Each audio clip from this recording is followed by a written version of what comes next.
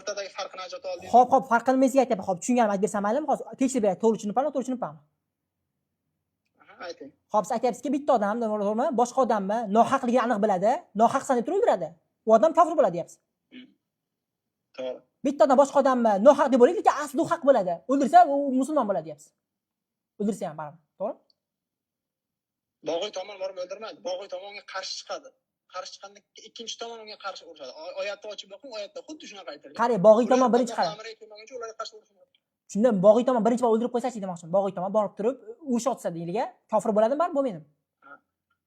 Yo'q, haq tomonni misol uchun nohaq deb o'sha o'ylab olganligi uchun, yoki bog'iy bo'lganligi uchun. Tushunyapsizmi? O'zi bog'iy degani o'zi bir narsaga bog'lanib qolgan kishi.